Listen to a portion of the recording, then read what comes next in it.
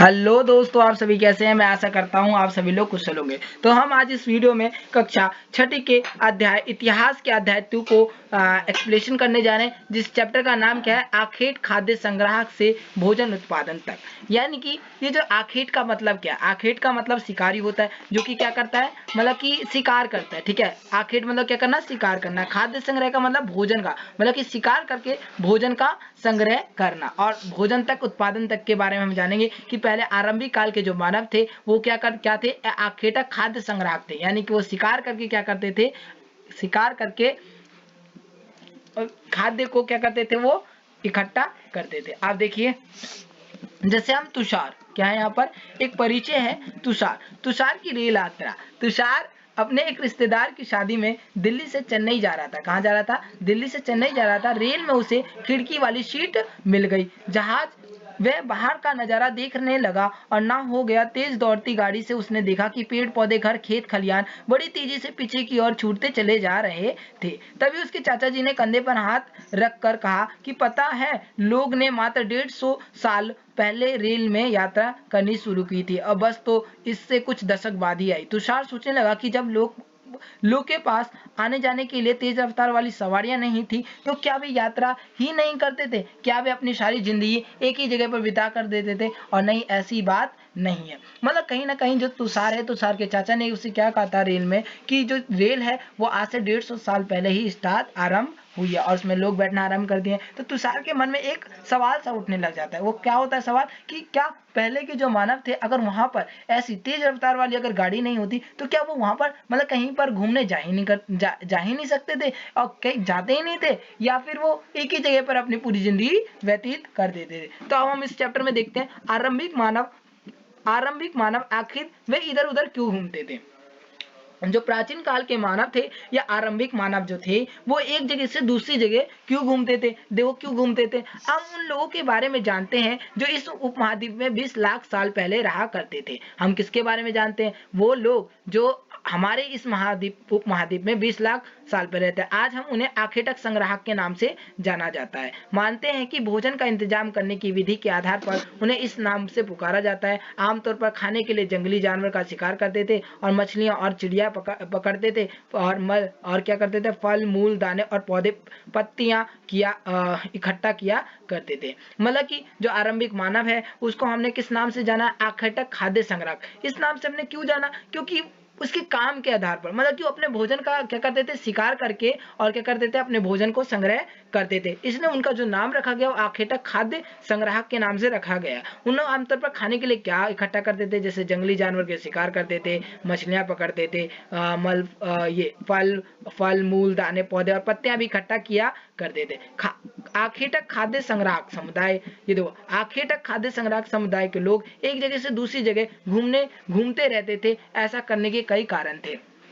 मतलब कि जो प्रश्न पूछ रहा था कि क्यों घूमते थे, अब हम वो कारण के बारे में डिस्कस करने जा रहे हैं। देखो, पहला कारण क्या थे, कि अगर वो एक ही जगह पर ज्यादा दिनों तक रहते तो आसपास के पौधे, फलों और जानवरों को खाकर समाप्त कर देते थे, इसलिए वे भोजन की तलाश में दूसरी जगह पर जाना पड़ता था। तो जो पहला जो मेन कारण क्या था, कि अगर वे सभी लोग एक ही जगह पर लंबे समय तक रहते थे तो क्या करते थे, वहां के सभी जंतुओं का शिकार करके वो खा जाते थे। यहाँ तक कि फल, पत्तियों और पौधों से प्राप्त होने वाले जितने भी फल थे उन सबको क्या कर देते थे, समाप्त, जिनकी वजह से वहां पर कुछ खाने के लिए नहीं बचता था, इसलिए उन्हें दूसरी जगह पर खाने की तलाश में जाना पड़ता था। अब हम दूसरा कार्य की बात करते हैं। जो दूसरा कारण था, वो जानवर अपने शिकार के लिए, फिर या हिरन या मवेशी अपना चारा ढूंढने के लिए एक जगह से दूरी जगह जाया करते थे, इसलिए इन जानवरों का शिकार करने वाले लोग भी इनके पीछे पीछे जाया करते थे। अब मान के चलते हैं, अगर एक व्यक्ति मान के चलो कि शिकार कर रहा है, ठीक है, आरंभिक जो मानव था वो शिकार कर रहा है, और जब शिकार वो करते करते क्या करता था, जो जानवर भागते हुए चले जाते थे दूर तक, तो ये मानव भी के आरंभिक युग के जो मानव थे वो भी उनके पीछे भागते भागते उनका शिकार करने के लिए बहुत दूर चले जाते थे। तो दूसरा कारण तो ये था, शिकार करने के पीछे जाना। तीसरा जो कारण ये था कि पेड़ों और पौधों में फल फूल अलग अलग मौसम में आते हैं, इसलिए लोग उनकी तलाश में उपयुक्त मौसम के अनुसार अन्य इलाकों में घूमते रहते थे। और जो तीसरा जो मेन कारण क्या था, हम सभी को पता है कि कुछ फल फूल ऐसे होते हैं जो मौसम के अनुसार आया करते हैं। जैसे आम गर्मियों में आता है, ठीक है, तरबूज को ले लो, खरबूजे को ले लो, ठीक है। तो उस प्रकार के जो उस समय जो मानव थे, उन्हें भी ये पता था कि वो उस जगह पर क्या उगता है, इस मौसम में फल उगते होंगे, कोई दूसरे फल जिन्हें उनको बहुत प्रिय लगता होगा, तो उस मौसम में क्या करते हैं वो लोग उस जगह पर चले जाते थे। और जो चौथा जो कारण था, यहाँ देखिए चौथा जो कारण था, चौथा कारण क्या था, यह है कि मानव के बिना किसी प्राणी या पेड़ पौधों का जीवन, पेड़ पौधों का, ये मैं थोड़ा रेड यहाँ पे ले लेता हूँ, ठीक है।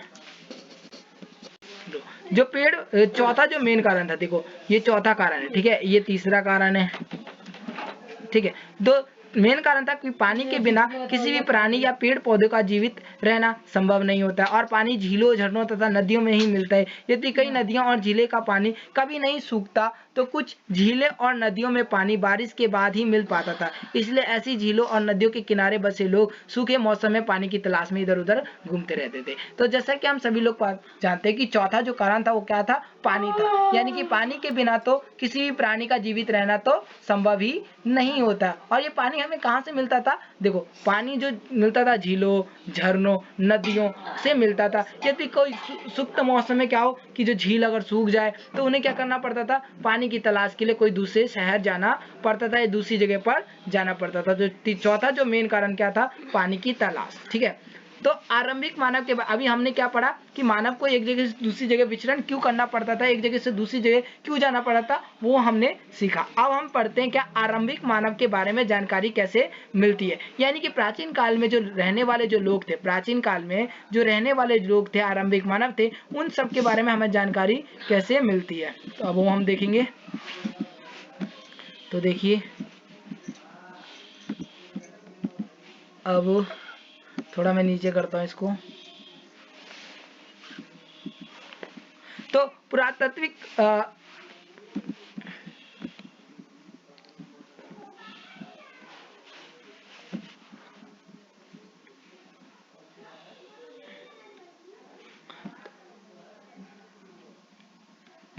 तो देखो आरंभिक मानव के बारे में जानकारी कैसे मिलती है। तो पुरातात्विक विदों को कुछ ऐसी वस्तुएं मिली जिनका निर्माण और उपयोग आखिर तक खाद्य संग्रह के लिए किया करते थे। मतलब कि पुरातात्विक विदों कौन होते हैं, ऐसे इतिहासकार मान लो, या ऐसे पुरातात्विक जो क्या खोजते हैं, मतलब कि ऐसे स्थलों पर वो जाते रहते हैं और खोज करते रहते हैं कि आज से पिछले से संबंधित, मतलब कि कोई ऐसी चीज मिल जाए जिनसे हम पता कर सके कि मतलब कि वहां पर कौन रहा करते थे, ठीक है। तो यहाँ पर देखो उन्हें क्या प्राप्त हुआ, पुरातत्व विदों को क्या मिला, आखेटक संग्राहक, जो उपयोग कर, जो औजार वो उपयोग करते थे ना पहले आरंभिक मानव जो इतिहास प्रयोग करते थे, वो उन्हें प्राप्त हुआ। जैसे लोग ने काम के लिए पत्थरों, लकड़ियों और हड्डियों के औजार बनाए थे। मतलब उन्होंने अलग अलग काम करने के लिए क्या बनाए थे, उन लोगों ने अलग अलग कार्य को करने के लिए पत्थरों, हड्डियों और औजार बनाए थे।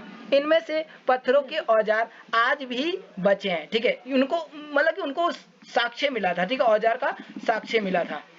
इनमें से कुछ औजार, कहाँ गया, रुक जाओ थोड़ा मैं नीचे कर देता हूँ तो हमें क्लियर दिखेगा।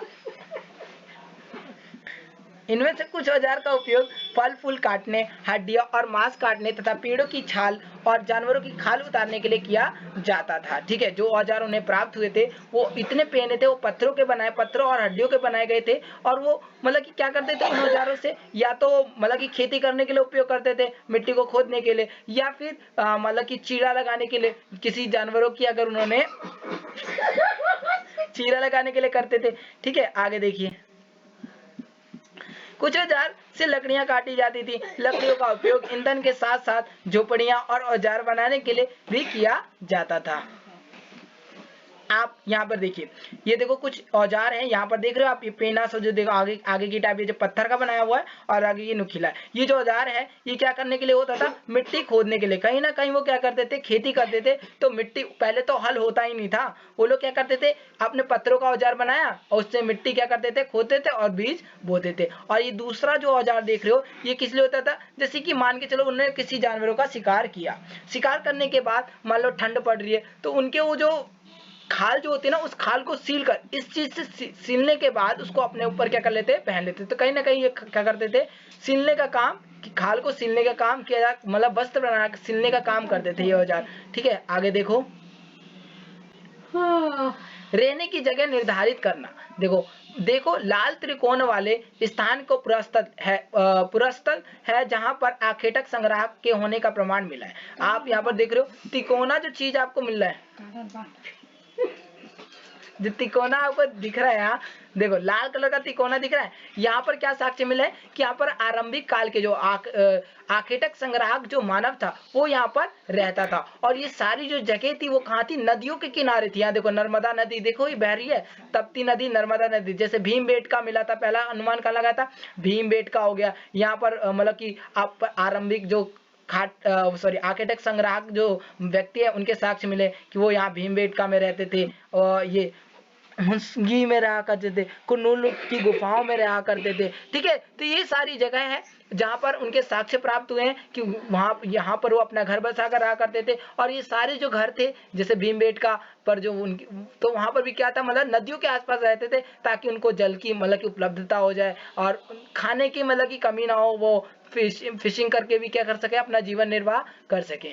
आगे देखिए खेती कर सके, या क्योंकि हमें पता है कि नदियों के आसपास वाला जमीन क्या होता है, उपजाऊ होता है, वहाँ पर पहले से हरियाली होती है, तो वहाँ पर कोई सी भी खेती कर सकते हैं अपन। ठीक है, और कर सकते हैं अगर जानवर आए वहाँ पर पानी पीने के लिए तो उनका शिकार कर सकते हैं। ठीक है, तो यही सब कारण थे। आगे देखिए इसके बारे में हम जानेंगे। यहाँ देखो क्योंकि पत्थर के उपकरण बहुत ही महत्वपूर्ण थे, इसलिए जो लोग हैं क्योंकि पत्थर के उपकरण बहुत ही महत्वपूर्ण थे, इसलिए लोग ऐसी जगह ढूंढते रहते थे जहां अच्छे पत्थर मिल जाए। आप उस समय देखो, उस समय जो था उनके मानव के लिए, आर्किटेक्ट संग्राहक मानव के लिए पत्थर बहुत ही महत्वपूर्ण था। क्यों? क्योंकि पत्थर उनके लिए बहुत सारा काम करता था, जैसे शिकार करने के लिए, खेती करने के लिए। ठीक है, तो वो अच्छे अच्छे पत्थरों की खोज में इधर उधर घुमा करते थे ताकि उनको ऐसा स्थान प्राप्त हो जहां पर उनको अच्छे और मजबूत पत्थर प्राप्त हो जाते हैं। जैसे यहाँ पर ये देखो भीमबेटका आधुनिक मध्य प्रदेश में पाया जाता है। इस पुरास्थल गुफाएं व कंदर में मिली है। लोग इन गुफाओं में इसलिए रहते थे क्योंकि यहाँ पर उनमें बारिश, धूप और हवाओं में राहत मिलती थी। और ये गुफाएं नर्मदा घाटी के पास है, क्योंकि बता सकते हैं कि रहने के लोग ये जगह क्यों चुनी गई है। अब देखो ये जो भीमबेटका जहाँ पर आर्किटेक्ट संग्राहक जो आरंभिक जो मानव था उसका रहने का साक्ष्य मिला, वो आधुनिक कहाँ है, भीमबेटका मध्य प्रदेश में। ठीक है, ये कहीं एक गुफाओं में रहते थे। उस गुफाओं में क्या थे, उनको धूप से, बारिश से बचने का मतलब कि धूप बारिश हो तो उसी में वो लोग रहा करते थे, कहीं बच सके। और मतलब कि क्या था यहाँ पर, और ये जो गुफा थी वो कहाँ थी, नर्मदा घाटी के पास। तो ये सभी कारण थे। आगे देखो शैल चित्रकार, इसमें से क्या पता चलता है, ये जो शैल चित्रकार है इससे आपको क्या पता चलता है, ये देखो ये कहीं ना कहीं हम देख रहे हैं कहीं नहीं आरंभिक आगे मानव होता होगा। और आगे क्या है, वो अपने शिकार करने के लिए क्या कर रहा है, इसके पीछे भाग रहा है। ठीक है, तो यहाँ देखो एक शैल चित्र, इस चित्र के बारे में बताओ। जिन गुफाओं में लोग रहते थे उनमें से कुछ दीवारों पर ये चित्रित मिले हैं और कुछ सुंदर उदाहरण मध्य प्रदेश और दक्षिण उत्तर प्रदेश की गुफाओं में मिले हैं। चित्र जंगली जानवरों की बड़ी कुशलता से सजीव चित्रण पर दिया गया है। तो आप कहीं ना कहीं इस चित्र को ये देखकर बता सकते हो कि जो आरंभिक काल के जो मानव थे वो अपनी गुफा में क्या करते थे, अगर वो कहीं शिकार करने के लिए निकलते थे तो उस गुफा में वो क्या करते थे, प्लानिंग करते थे, कि चित्र बनाकर प्लानिंग करते थे कि कैसे हमें एक जानवर का शिकार करना है। ठीक है, आगे देखिए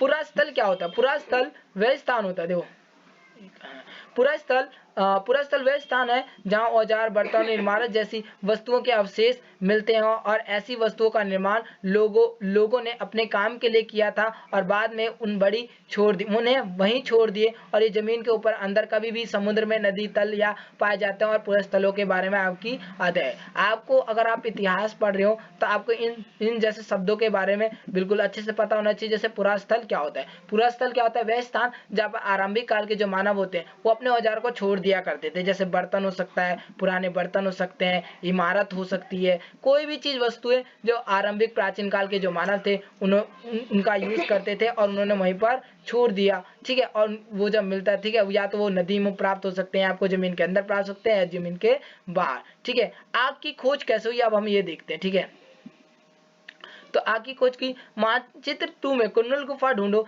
यहाँ पर राख अवशिष्ट मिलते हैं और इसका मतलब ये है कि आरंभिक लोग आग जलाना सीख गए थे और आग का इस्तेमाल कई कार्यों के लिए किया करते थे, जैसे कि प्रकाश के लिए, मांस भूनने के लिए, खतरनाक जानवरों से दूर भगाने के लिए। तो कुरनूल गुफा के पास अभी हमने पढ़ा था, ऊपर जो कुरनूल गुफा को भी देखा था, तो वहां पर हमें कहीं ना कहीं राख प्राप्त हुई है। तो राख से हमें क्या तब पे निकलता है कि जो राख है, मतलब कहीं ना कहीं जो मानव थे उन्होंने आग की खोज कर ली थी, और आग की खोज मतलब कि वो आग की जो खोज की थी वो मतलब कि उनके लिए बहुत उपयोगी थी। जैसे आग से क्या होता था, प्रकाश हो जाता था, रोशनी हो जाता था, उन्हें मांस भूनने में मदद मिल जाती थी, ठीक है, और खतरनाक जानवरों को भी दूर भगाने में मदद मिली होगी। तो अगर हम बात करें आग की खोज, तो आग की खोज उन्होंने कैसी करी होगी? मान के चलो कहीं पर वो औजार बना रहे हो, औजार बनाते बनाते दो पत्थर, मतलब कि दो पत्थर जब आपस में घिस रहे तो चिंगारी निकली, और चिंगारी निकलने से क्या लगी? आपस में आग। तो उसको उन्होंने देखा, डरा, तो उन्होंने देखा अरे इस आग से तो रोशनी आ रही है, और मतलब कि मान लो कोई मांस वास का टुकड़ा पड़ा होगा, वो टुकड़ा उसी में भुन गया होगा, और उन्होंने जब खाया होगा तो कहेंगे अरे बहुत स्वाद लग रहा है, बहुत अच्छा लग रहा है। तो उन्होंने क्या करा, अच्छा ये तो बहुत उपयोगी है, तो उसने क्या करा, दोबारा मानव ने क्या करा, पत्थर को आपस में लगड़ा और दोबारा चिंगारने के लिए दोबारा आग लग गया। तो कहीं ना कहीं मानव ने ऐसे आग की खोज की होगी, और ये जो आग था उनके लिए बहुत ही उपयोगी था, ठीक है, मांस भुनने के लिए था, और के लिए था, खतरनाक जानवर को अपने से दूर भगाने के लिए था, और प्रकाश करने के लिए भी था, ठीक है।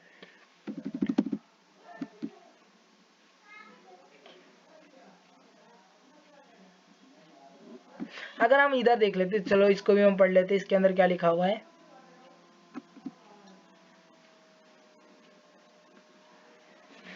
ये देखो, हम जिस काल के बारे में पढ़ रहे हैं वो पुरातात्विकविदों ने उनके बारे में नाम रखे हैं। आरंभिक काल वे पुरा पाषाण काल कहते हैं, मतलब कि हम इस काल, जिस काल के बारे में पढ़ रहे हैं वो कौन सा काल है? पुरातात्विक काल। कौन सा? पुरातात्विक ने क्या नाम रखा है? पुरा पाषाण काल। पुरा पाषाण काल ऐसा काल होता है जिसमें मतलब मानवों की खोज तो हुई, लेकिन वो मानव जो थे वो पढ़े लिखे नहीं थे, उनको मतलब कि लिखने का ज्ञान नहीं था, ठीक है, इन सब चीजों के बारे में। ये शब्द प्राचीन से लिया, पाषाण यानी पत्थर से बना है, और ये पुरास्थल से प्राप्त पत्थरों के औजार के महत्व को बताता है। पुराषाण काल 20 लाख साल पहले से 12,000 साल पहले के दौरान माना जाता है। मतलब कि पूरा पाषाण काल का नाम किस लिए रखा? क्योंकि ये जो काल रहा है वो पूरा किससे महत्वपूर्ण रहा है? पत्थरों से माना जाता है। किससे माना जाता है? पत्थर से, क्योंकि उस समय के जो मानव थे वो पत्थर को बहुत ज्यादा उपयोगी मानते थे, ठीक है, पत्थरों का औजार बनाते थे, ठीक है। और यहाँ पर देखो, पूरा पाषाण काल 20 लाख साल पहले से 12,000 साल पहले, मतलब 20 लाख साल पहले से भी 12,000 पहले के दौरान माना जाता है। इस काल में 3 भागों में विभाजित किया, और इस काल को भी 3 भागों में विभाजित किया, आरंभिक, मध्य और उत्तर पूरा पाषाण काल। और मानव इतिहास के लगभग 99% कहानी इसी काल के दौरान घटित हुई है। जिस काल हमें पर्यावरणीय बदलाव मिलते हैं, और मेसोलिथ यानी कि मध्य पाषाण युग कहते हैं।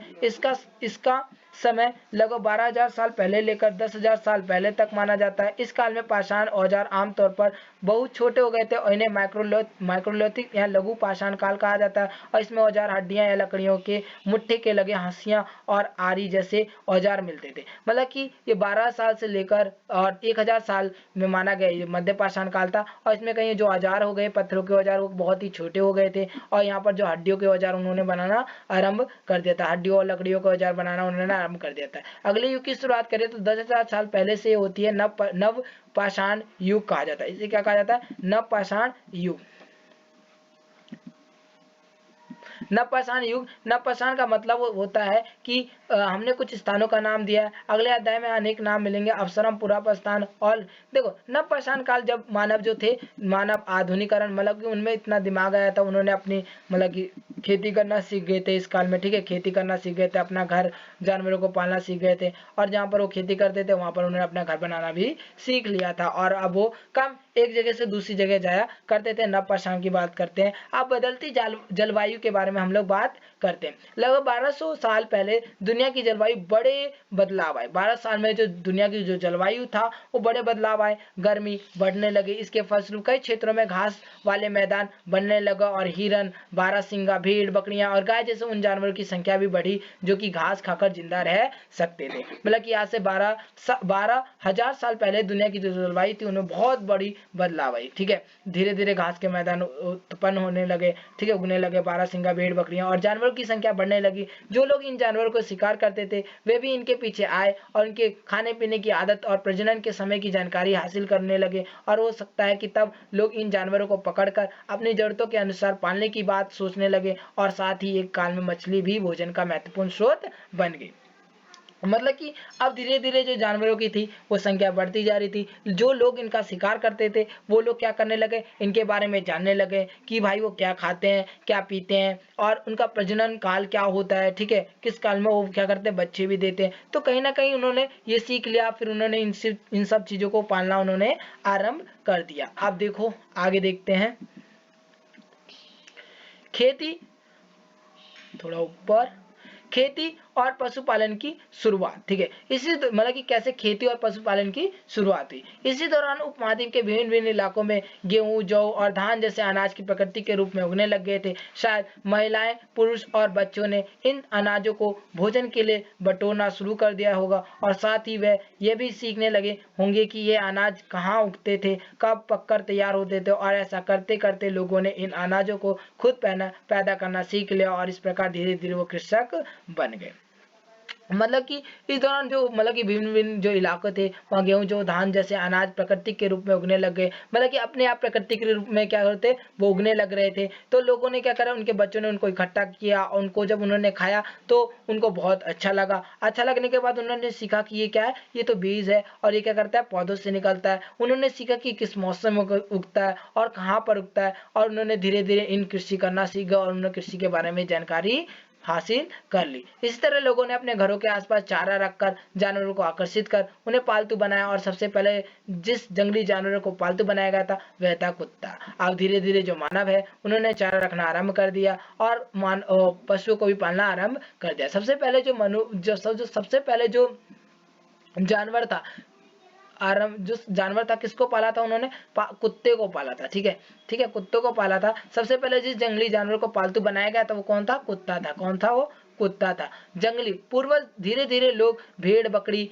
गाय और सुअर जैसे जानवरों को घरों के नजदीक आने को उत्साहित करने लगे, और ऐसे में जानवर झुंड में रहते थे और ज्यादातर घास खाते थे। अक्सर लोग जंगली जानवरों के आक्रमण से इनकी सुरक्षा किया करते थे और धीरे धीरे उन्हें पशुपालन बन गए, और कहीं ना कहीं धीरे धीरे वो क्या बन गए, पशुपालन बन गए, ठीक है। पशुपालन जो पशुओं को पालता है, ठीक है।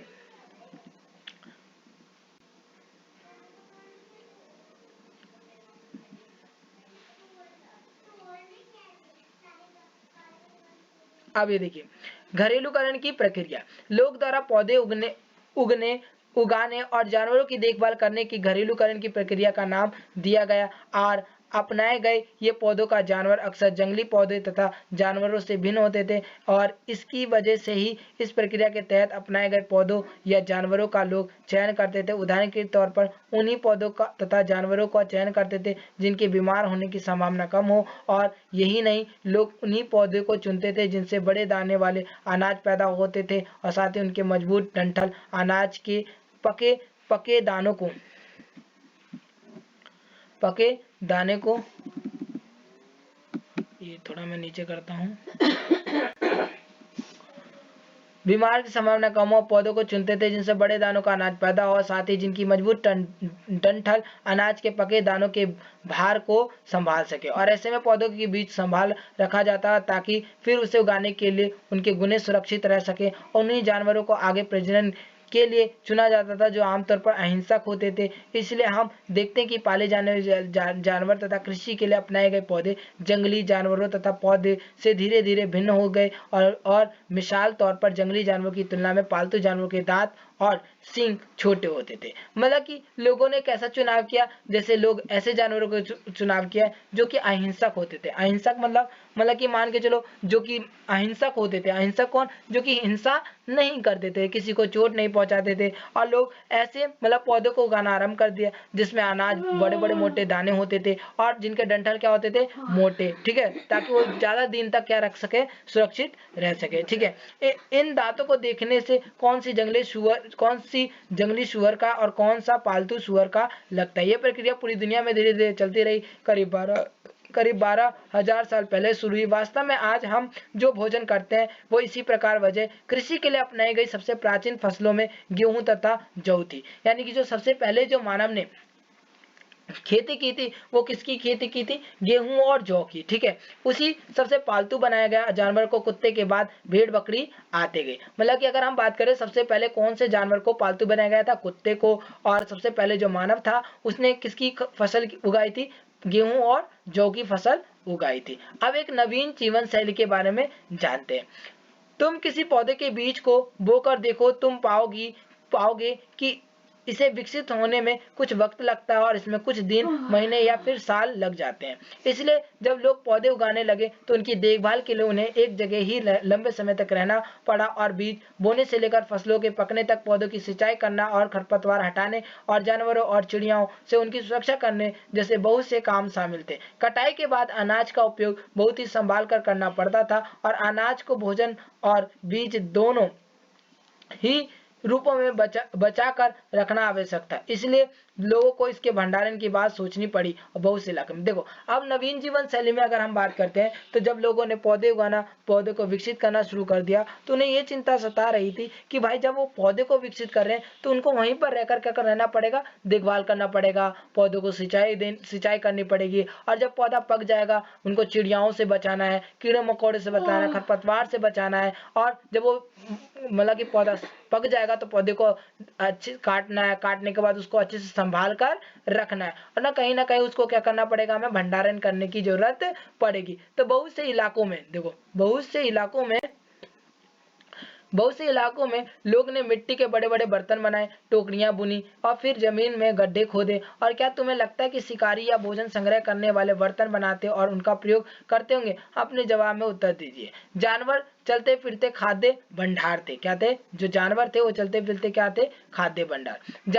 जानवर बच्चे देते थे जिनसे उनकी संख्या बढ़ती थी। अगर जानवर की देखभाल की जाए तो उनकी संख्या तो बढ़ती ही है, साथ ही उनसे दूध भी प्राप्त कर सकते थे और भोजन का एक अच्छा स्रोत है। यही नहीं, जानवर हमें मांस भी मिलता है और दूसरे शब्दों में पशुपालन भोजन के भंडारण का एक तरीका था। उस समय अगर हम बात करें तो जो पशुपालन था एक भोजन मतलब संग्रह का एक भंडारण था। जैसे मान के चलो जो मतलब कि जो जानवर है, अगर हम कहीं जा रहे हैं तो जानवर को अपने साथ ले जाते थे और मान के चलो जो जानवर है वो क्या कर देते थे, बच्चे दे देते थे, उनकी संख्या बढ़ती जाती थी। वो दूध देते थे जिनसे हम दही मक्खन बना सकते थे, यहाँ तक कि मांस भी देती थी। अगर हमें पैसों की जरूरत होती थी तो हम उसे बेच देते थे या फिर भूख लगी हो तो हमें उसको काट कर और क्या कर दिया हम लोगों ने, बना उना कर उसको खा जाते थे वो लोग। ठीक है, तो कहीं ना कहीं चलते फिरते क्या था, खाद्य भंडार। भोजन के अतिरिक्त जानवरों और क्या क्या मिल सकता था? आज जानवरों की उपयोग किसके लिए होता है? आओ आरंभिक कृषकों और पशुपालकों के बारे में पता करें, यानी कि पहले के जो आरंभिक कृषक थे और पशुपालक थे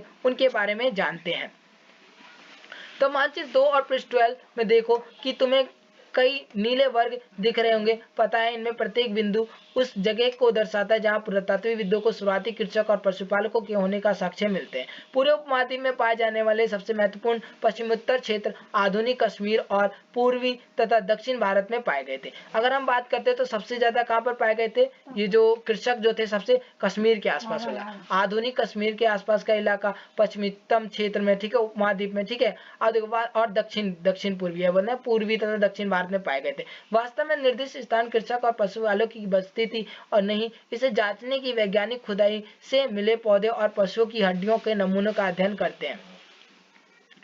और हमें सबसे रोचक जले हुए अनाज के दानों के अवशेष हैं। ऐसा लगता है कि ये गलती से या फिर जानबूझकर जलाए गए होंगे। वैज्ञानिक इन अनाज के दानों की पहचान कर सकते हैं और इस तरह से पता चलता है कि उपमहाद्वीप में भिन्न भिन्न भागों में बहुत सारी फसलें उगाई जाती थी और वैज्ञानिक भिन्न भिन्न जानवरों की हड्डियों को भी पहचान सकते थे। तो इन सब चीज़ों के बारे में जानकारी कैसे मिली? लोग जो हमारे जो पुरातत्वविद होते हैं उन्होंने मतलब कि मिट्टी को खोद कर बहुत सारे औजार हमारे निकले। औजार निकलने के साथ साथ उन्होंने वहाँ पर जहाँ पर मानव के रहने के साक्ष्य मिले तो वहाँ पर किस तरह के साक्ष्य मिले, जैसे गेहूं के जले हुए के साक्ष्य मिले। तो इन सब चीज़ों से उन लोगों को पता चला कि लोग किन किन चीज़ों की फसल उगाते थे, अपना जीवन व्यतीत कैसे करते थे, वो पशुओं को पालते थे तथा वो किस प्रकार के औजार बनाया करते थे। ठीक है,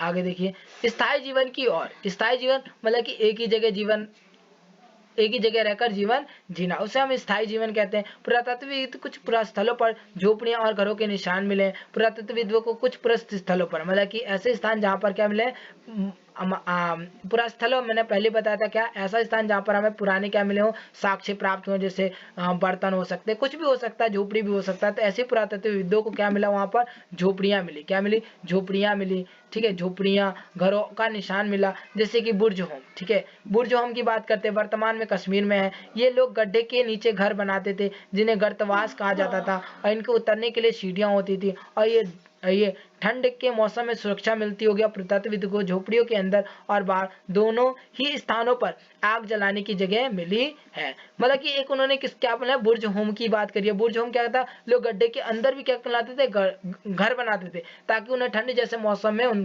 सुरक्षा मिल सके। और उन्होंने झोपड़ियां प्राप्त की, झोपड़ियों के अंदर और बाहर दोनों जगह क्या सुविधाएं उपलब्ध थी, आग जलाने की सुविधाएं उपलब्ध थी। तो मौसम के अनुसार घर के अंदर या बाहर खाना पकाते होंगे, ठीक है, मौसम के अनुसार। मान के चलो बरसात में घर के अंदर पका लिया, और गर्मियों में घर के बाहर पका लिया, ठीक है, मौसम के अनुसार ये डिपेंड करता है। बहुत सारी जगहों से पत्थर के औजार भी मिले हैं। इनमें से कई ऐसे जो पुरापाषाणीय युग उपकरणों से भिन्न है, इसलिए इन्हें नवपाषाणीय युग कहा जाता है। नवपाषाणीय युग कौन कि मतलब कि मान के चलो पुरापाषाणीय युग जिस काल में मतलब पत्थरों को बहुत ज्यादा उपयोगिता दी जाती थी, जिस समय के जो मानव थे जो ज्यादा पढ़े लिखे नहीं थे। और नवपाषाण काल युग में क्या होता था, लोगों ने कृषि करना सीख लिया था, स्थायी घर बनाना सीख लिया था, पशुओं को पालना सीख लिया था। तो कहीं ना कहीं पुरापाषाणी युग उपकरण और ये जो नवपाषाणी के जो उपकरण होते थे वो दोनों क्या होते थे, भिन्न होते थे, अलग अलग होते थे। अब थोड़ा मैं नीचे कर लेता हूँ। माना गया है कि इनमें वे औजार भी है जिनकी धार को और अधिक पैना करने के लिए उन पर पॉलिश चढ़ाई जाती थी, और ओखली और मूसल का प्रयोग अनाज तथा वनस्पति से प्राप्त अन्य चीजों को पीसने के लिए किया जाता था। मतलब कि जो पहले के जो हमारे जो मानव थे वो क्या करते थे, मतलब कि ज्यादा पेना मतलब कि औजार ऐसा बनाते थे जो पेना होता था, जिससे क्या होता था वो मांस को चीरने में आसानी होती थी। और जब भी उनको कोई अनाज को, चावल गेहूं किसी चीज को पीसना होता था तो किसका यूज करते थे, ओखली और मूसल का यूज वो लोग करते थे, ठीक है, प्रयोग करते थे। चीजों को पीसने के लिए क्या करते थे। आज हजारों साल बाद ओखली और मूसल का प्रयोग अनाज पीसने के लिए भी किया जाता है। उसी तरह प्राचीन प्रस्तयुगीन औजार का निर्माण और प्रयोग लगातार होता रहा, और औजार हड्डियों से भी बनाया जाते थे। और उस समय के जो धीरे धीरे औजार का विकास हुआ, देखो ये सब औजार थे उस समय के। उपकरण देख रहे हैं ये सब क्या थे, उपकरण। देखो कि ये छोटा है, ठीक है, ये सब अलग अलग कार्य के लिए होता था, ठीक है, ये सब क्या होते थे, अलग अलग कार्य करने के लिए हुआ करता था। नवपाषाण युग पुरा स्थल, देखो नवपाषाण युग के पुरा स्थलों से कई प्रकार के मिट्टी के बर्तन मिले। नवपाषाण युग कब था, जब जो मानव था वो क्या था, होशियार हो गया था, जिसने खेती करना सीख लिया था और मतलब कि पशु को पालना सीख लिया था। तो उस समय के जो समर काल में जो पुरा स्थलों पर मिट्टी के बर्तन मिले, किसके बर्तन मिले, मिट्टी के बर्तन मिले हैं। तो कभी कभी यह अलंकरण भी किया जाता है कि बर्तनों का उपयोग चीजों को रखने के लिए किया जाता था, और धीरे धीरे लोग बर्तनों का उपयोग खाना बनाने के लिए भी करने लगे। मतलब कि कहीं कहीं ये बात कही जाती है कि जो प्राचीन काल के जो मानव थे वो क्या करते थे, बर्तनों का उपयोग तो सबसे पहले वो लोग किस लिए करते थे, चीजों को संग्रह करने के लिए करते थे, मतलब कि उसको स्टोर करने के लिए करते थे। फिर उन्होंने धीरे धीरे इसका उपयोग खाना बनाने के लिए भी करने लगे। चावल, गेहूं तथा दलहन जैसे अनाज अब आहार का महत्वपूर्ण हिस्सा बन गया है। और इसके साथ साथ जब हम लोग कपड़े भी बुनने लगे थे, और इसलिए हम कपास जैसे आवश्यक पौधों को उगाया जा सकता था। मतलब कि उस समय अगर हम बात करते तो जो लोग थे वो कपड़े को मतलब मांस को सिलने के बाद वो कपड़ा मतलब कि पहनते थे। तो कहीं ना कहीं मानवों ने कपास का भी क्या कर लिया होगा, उस समय खोज कर लिया होगा। प्राचीन काल के जो मानव थे उन्होंने इसी प्रकार कपास भी उत्पादन मतलब उस समय किया कर सकते होंगे, ठीक है, कर सकते थे, ठीक है, उगाया जा सकता था। क्या ये परिवर्तन हर जगह एक साथ ही आया गया होगा, इसी बात नहीं। इस तरह के जहाँ कई जगहों पर स्त्री पुरुष शिकार और भोजन संग्रह करने का काम करते थे, वहीं अन्य लोगों का हजारों साल दरमियान धीरे धीरे खेती और पशुपालन को अपना लिया, और बहुत जगहों पर लोग मौसम के मुताबिक बदल बदल कर अपनी जीविका चलाने लगे। आगे देखिए, सूक्ष्म निरीक्षण और मेहरगढ़ जीवन और मृत्यु की बात करते हैं। देखो मानचित्र 2 में पृष्ठ 2 मेहरगढ़ ढूंढो। ये इमरान जाने वाले सबसे महत्वपूर्ण रास्ते थे। बोलन दर्रे के पास एक हरा भरा समतल स्थान था। क्या था, हरा भरा समतल स्थान था। मेहरगढ़ संभवतः वह स्थान है जहाँ पर स्त्री पुरुष ने इस इलाके में सबसे पहले जौ गेहूं उगाया था। मेहरगढ़ कैसा था, जहां पर सबसे पहले स्त्री पुरुष मिलकर सबसे पहले गेहूं और जौ उगाया था। ठीक है, भेड़ बकरियां पालना सीखा था और विभिन्न प्रकार के जानवरों की हड्डियों मिली थी। ठीक है, इनमें हिरन तथा सुअर जैसे जंगली जानवर तथा भेड़ और बकरियों की हड्डियां प्राप्त हुई। तो जो मेहरगढ़ है एक ऐसा स्थान है जहाँ पर जो स्त्री और पुरुष थे उन्होंने सबसे पहले जौ और गेहूं को उगाया। ठीक है, और उन्हें यहाँ पर भेड़ सुअर और इनकी हड्डियां भी प्राप्त हुई है। मेहरगढ़ में इसके अलावा चौकोर तथा आयताकार घरों के अवशेष मिले हैं। प्रत्येक घर में चार या उससे ज्यादा कमरे जिससे कि कुछ समता भंडार का काम आते हो। और मेहरगढ़ में चकोर, ये देख रहे हो आप लोग, ये चकोर घर मिले हैं जिसमें क्या हर घर में 4 कमरे हुआ करते थे, जो कि ये देखो ये जैसे लग रहा हो कि यहाँ पर कोई चीज स्टोर करके रखी गई हो। ठीक है, जो कि स्टोर करने के काम आता हो गया। मृत्यु के बाद सामान्यतः मृतक के संबंधित प्रति सम्मान जताते थे। लोग की आस्था है कि मृत्यु के बाद भी जीवन होता है, इसलिए वो कब्रों में मृतकों के साथ कुछ सामान भी रखे जाते थे। मेहरगढ़ में ऐसी कई कब्रें मिली हैं जो कि एक कब्र में एक मृतक के साथ एक बकरी को दफनाया गया और संभवतः इसके परलोक में मृतक खाने के लिए भी रखा गया होगा। मतलब कि उस समय का जो मानव का जो मानना था वो क्या था कि जो मानव है क्या है, जो मानव है, देखो यहाँ क्या बताया गया, मृत्यु के समानता मृतक कहाँ गया हीरा, मृत्यु के समानता मृतक संगे संबंधित प्रति सम्मान जताते हैं। लोग की आस्था की मृत्यु के बाद भी जीवन होता है, इसलिए वो कब्रों में मृतकों के साथ कुछ सम्मान रखे जाते हैं। मतलब कि मेहरगढ़ के लोगों का मानना था, उस समय के लोगों को मानना था कि मृत्यु के बाद भी लोगों का जीवन होता है, इसलिए जब वो मर जाते थे तब उनके साथ वो कुछ बकरियों को भी और उनके साथ कुछ सामान को दफना दिया करते थे, ताकि वो परलोक में भी चला जाए तो उसको भूख लगे तो उसको वो क्या कर ले, खा सके। ठीक है, आगे देते हैं और हमारा ये जो है ये चैप्टर समाप्त हो जाता है। तो ऐसा ही और हमारा जो है चैप्टर समाप्त हो गया।